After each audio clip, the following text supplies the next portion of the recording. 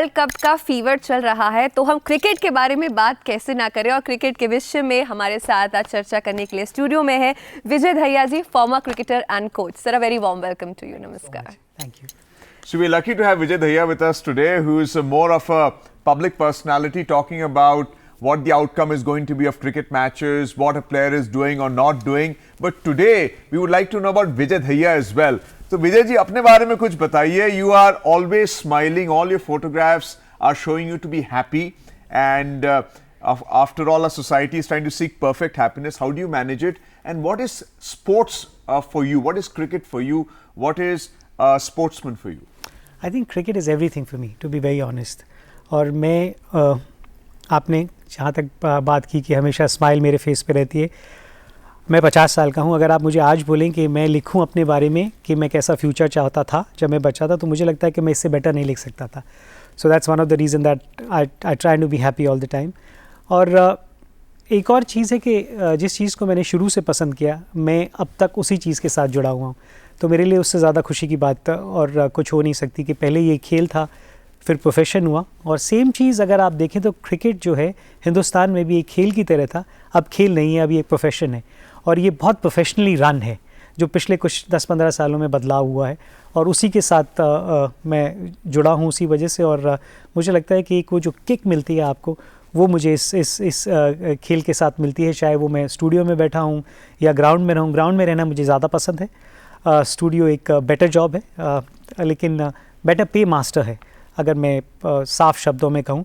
लेकिन जो सेटिस्फेक्शन आपको ग्राउंड में रहने में मिलता है, जो चीज़ आप ग्राउंड में होते हुए देख सकते हैं, उससे बेहतर कोई चीज़ नहीं है मेरे लिए. जी बिल्कुल. आपने ग्राउंड की बात की, तो आपकी जर्नी कैसी रही जब आपने सोच ही लिया था बचपन में कि क्रिकेटर ही बनना है, क्रिकेट को ही अपना फ्यूचर बनाना है, तो आपकी जर्नी कैसी रही as a cricketer and as a coach as well? देखिए, सोचते बहुत लोग थे. मैं 80s का किड हूँ. उस समय अगर आप देखें तो एक मानसिकता ये थी, अगर आप देखें पेरेंट्स की, ये कि कौन सा ऐसा प्रोफेशन है जिसमें आप जाएंगे और आपका फ्यूचर सिक्योर रहेगा. तो इंजीनियरिंग, डॉक्टर, MBA उस समय पे आया था. सब लोग उस तरफ अपने बच्चों को भेजना चाहते थे, और वो बिल्कुल सही सोच भी थी. आज अगर आप देखें तो क्रिकेट की तरफ या किसी और स्पोर्ट्स की तरफ पेरेंट्स जो अपने बच्चों को पुश करते हुए नज़र आते हैं, बिकॉज जैसे अभी मैंने जिक्र किया कि अब स्पोर्ट्स नहीं है इंडिया में, एक प्रोफेशन है, इट्स अ वेरी गुड पे मास्टर. और आपका फ्यूचर अगर आप देखें, अगर आप 2-4 साल ही अच्छा खेल लेते हैं तो फिर कुछ करने की ज़रूरत नहीं है. स्पोर्ट्स इतना कुछ आपको प्रोवाइड करता है. तो जिस समय मैं बड़ा हो रहा था, मैं खेल रहा था, तो उस समय सपोर्ट की ज़रूरत थी. घर की तो बिल्कुल ही थी. मैं सबसे छोटा हूँ अपने घर में, मेरे 2 बड़े भाई और हैं, तो वो भी खेलते थे. लेकिन 10वीं तक पहुँचते पहुँचते ये प्रेशर आ जाता था कि बोर्ड एक बहुत बड़ा हवा था उस समय पे कि बोर्ड के एग्ज़ाम है. कुछ जी हाँ, आज भी है. मैं अभी अखबार में पढ़ रहा था कि शायद कुछ कह रहे थे कि साल में 2 बार बोर्ड के एग्ज़ाम्स होंगे, जिससे एक बार का प्रेशर आपके ऊपर ना हो. ये भी एक अच्छी सोच है कि आप किस तरीके से वो प्रेशर को बांटना चाहेंगे. और मैं प्रेशर इसलिए कह रहा हूँ क्योंकि वो हर किसी पे आता है. उस समय पे आपके आसपास कौन है, उस चीज़ का बहुत फ़र्क पड़ता है. तो जो दोनों मेरे बड़े भाई थे, उनका ये मानना था कि हम बोर्ड की तरफ चले गए थे, इसको खेलने देते हैं. तो वो सपोर्ट उस समय मिला मुझे. उस समय अगर आप देखें तो चैलेंज यही था सिर्फ कि अगर आप क्रिकेट नहीं खेले तो फिर क्या. लेकिन उस समय क्रिकेट से आपको मिलता काफ़ी कुछ था. स्कूल्स में एडमिशन आराम से मिल जाते थे. 10वीं और 12वीं को छोड़ के उसके अलावा आप पास भी कर दिए जाते थे, चाहे एग्ज़ाम देने जाएँ ना जाएँ. अब वो ऐसा नहीं है, और मैं कहूँगा कि बिल्कुल उस तरफ ना जाएँ आप, और उस तरफ सोचे भी ना. कॉलेज में एडमिशन मिल जाता था अगर आप अच्छी क्रिकेट खेलते हैं. मैं दिल्ली से हूँ, दिल्ली में पढ़ा. मैं सेंट स्टीफेंस कॉलेज में मुझे स्पोर्ट्स की वजह से एडमिशन मिला. Hindu College, Saint Stephen's College, ये टॉप के कॉलेजेस हैं, लेकिन ये क्रिकेट को बहुत ज़्यादा प्रेफरेंस देते थे उस समय. तो उनको वो फ़ायदा आपको हो जाता था.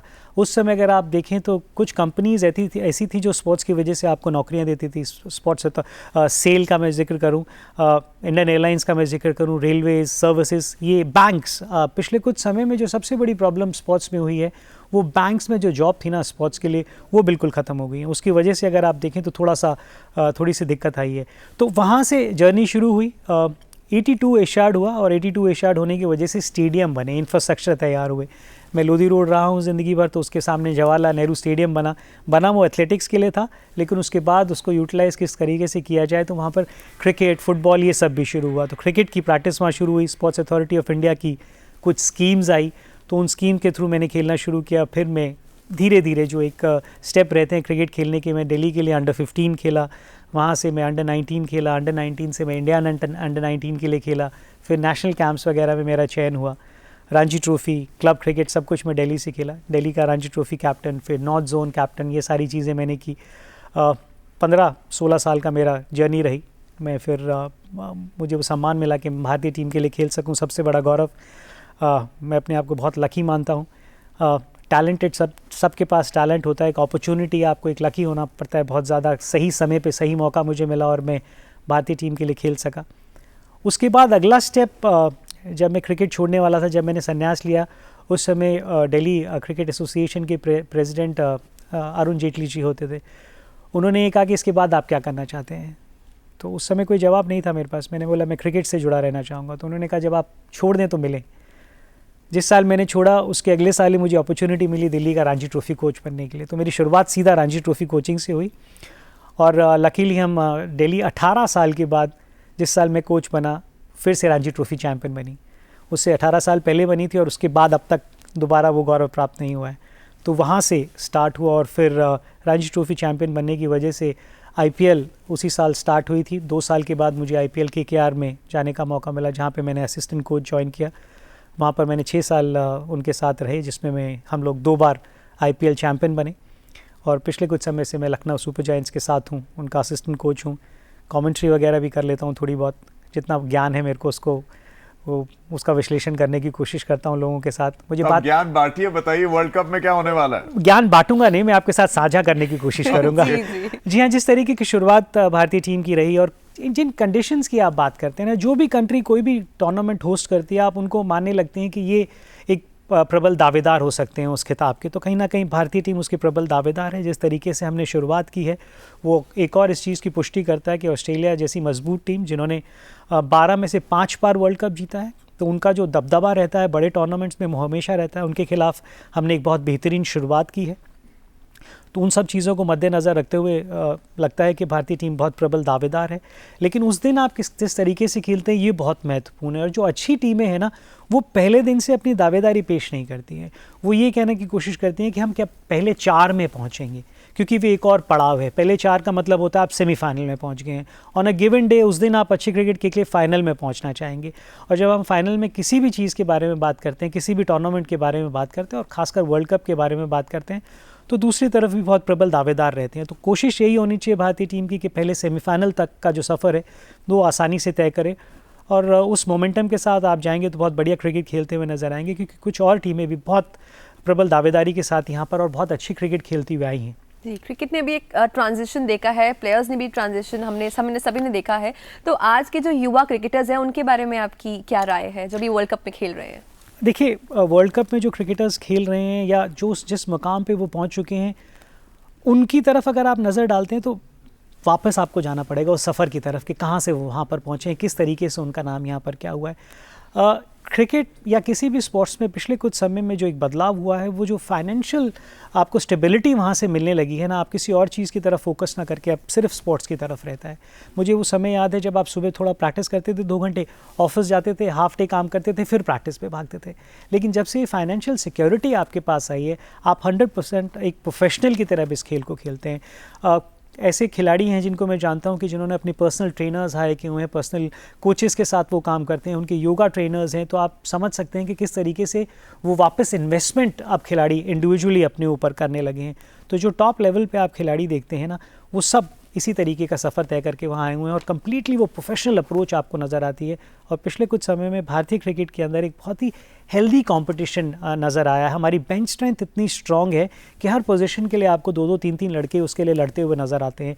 और ये एक बहुत बड़ी वजह है कि जिस वजह से हम पिछले कुछ समय में वर्ल्ड क्रिकेट में बहुत बेहतरीन प्रदर्शन कर रहे हैं। सो प्रोफेशनल क्रिकेटर्स, इंडिया ने जीत हासिल की against Australia recently. It was not a big total to chase, but the opening wickets fell, and then you had Virat Kohli and KL Rahul coming up with very strong half centuries, nearing a century in fact, and taking India to victory. आपने build-up की भी बात की है।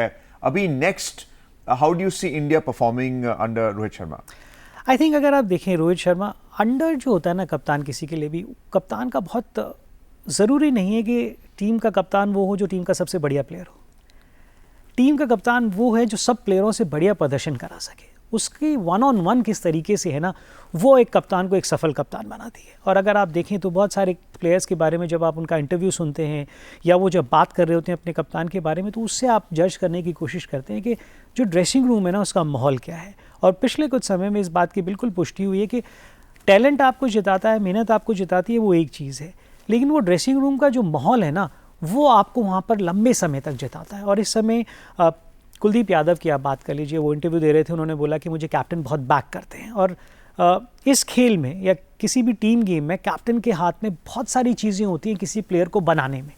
तो वो चीज़ अगर आप 8 देखें, और रोहित का आपने जिक्र किया, अगर आप रोहित का रिकॉर्ड देखें आईपीएल में भी, वो एक ऐसी टीम के कप्तान है जो 5 बार आईपीएल चैंपियन बनी है। तो ये भी एक दर्शाता है कि आईपीएल का जो स्टैंडर्ड है वो नेक्स्ट टू इंटरनेशनल क्रिकेट है। तो वो कप्तानी का उनको जो इल्म है, कप्तानी में किस तरीके से किस समय पे आपको उनकी पीठ पे हाथ रखना है, थपथपाना है, या किस समय आपको इस लैंग्वेज में उनसे बात करनी है कि उनका सबसे बढ़िया प्रदर्शन आप उनसे ले सकें। तो ये जो आर्ट है वो रोहित के पास है।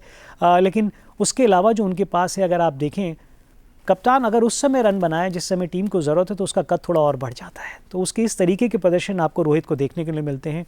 रोहित जिस स्टेज पे हैं इस समय अपने करियर में, मुझे लगता है ये उनका लास्ट वर्ल्ड कप है। तो एक अलग मतलब मैच्योरिटी फेज है उनका, बिल्कुल, और एक मोटिवेशन भी अलग रहेगी ना। घर पे आप खेल रहे हैं और एक कप्तान के बतौर अगर आप ट्रॉफी जीतने में कामयाब रह जाते हैं तो फिर एक बहुत बड़ी उपलब्धि हो जाती है। आपने सेमीज की बात करी, व्हाट आर द प्रेडिक्शंस? जो परफॉर्मेंसेस जैसी सभी देशों की है, तो सेमीज में कौन सी कंट्रीज के आने की संभावना है? देखिए, जैसे शुरुआत रही है, आप इंडिया को प्रबल दावेदार मानेंगे कि वो वहाँ पे नजर आएंगे। ऑस्ट्रेलिया ने अच्छी शुरुआत नहीं की, लेकिन उस स्तर पे खेलने का जो उनका कॉन्फिडेंस है या जिस तरीके से वो बड़े मैचेस वो खेलते हैं, आप उनको भी उसका दावेदार मान सकते हैं। इंग्लैंड की अच्छी शुरुआत नहीं रही थी, पहला मैच हार गए थे, लेकिन पिछले 3 या 4 साल में इंग्लैंड ने वाइट बॉल क्रिकेट, जो T20 और 50 ओवर हम कहते हैं, उसमें एक अलग तरीके की रेवोल्यूशन लेके आए हैं वो लोग।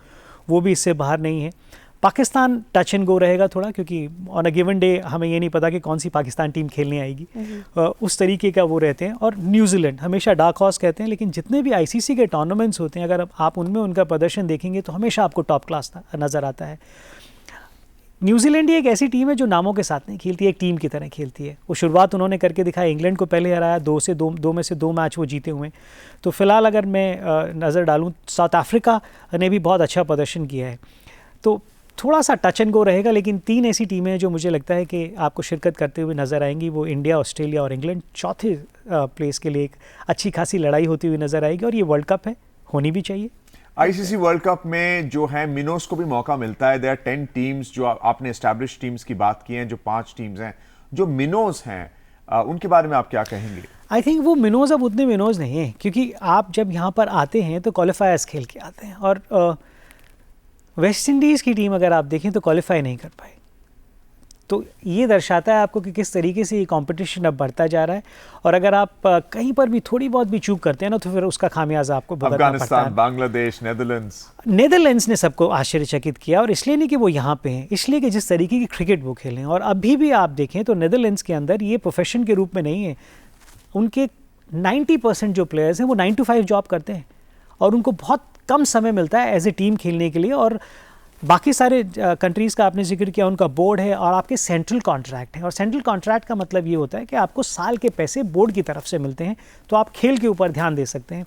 लेकिन नेदरलैंड्स में वो नहीं है। उसके बावजूद वहाँ पर पहुँचना, और जब वो क्वालिफायर्स खेल रहे थे तो उनके 3 या 4 जो इंपॉर्टेंट प्लेयर हैं वो काउंटी क्रिकेट खेल रहे थे, क्योंकि वहाँ से उनको पैसे मिलते हैं। तो वो क्वालिफायर भी नहीं खेल रहे थे। उसके बावजूद उनका यहाँ पर आना, जिम्बाब्वे को हराना, वेस्ट इंडीज़ को हराना और फिर क्वालिफाई करना, ये बहुत बड़ी बात है उनके लिए। और क्या होता है ना कि ऐसा जब आप करते हैं तो फिर आपकी कंट्री के अंदर आपको फोर्स होना पड़ता है कि आप देखें। और नीदरलैंड के लिए क्रिकेट उनका पहला स्पॉट नहीं है। ये भी एक बड़ा चैलेंज है उनके लिए कि आप उसकी तरफ इस तरीके से नहीं देखते हैं। वहाँ पे फुटबॉल की तरफ देखा जाता है, हॉकी की तरफ देखा जाता है, क्रिकेट बाद में आता है। उन्होंने बहुत उनके लिए यहाँ आना मुझे लगता है एक बहुत बड़ी जीत है, क्योंकि कई बार आप ऐसी जीतों से अपनी जो आने वाली जनरेशन है उसको इंस्पायर करते हैं।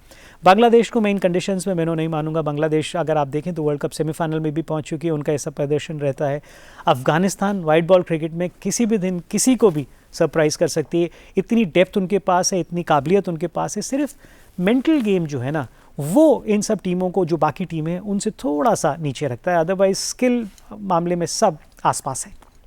Well, thank you so much, Vijay ji, for giving us an insight into the cricketers' mind. क्योंकि हमारे जो दर्शक हैं उनके भी aspirations हैं, they also want to become cricketers, they want to understand what it takes to become a cricketer, and hopefully on the Doordarshan morning show we've been able to show that by talking to Vijay Dahiya, former India cricketer, Test cricketer and ODI cricketer. Thank you so much for being with us. My pleasure. Thank Thank you so you. much. Thank you.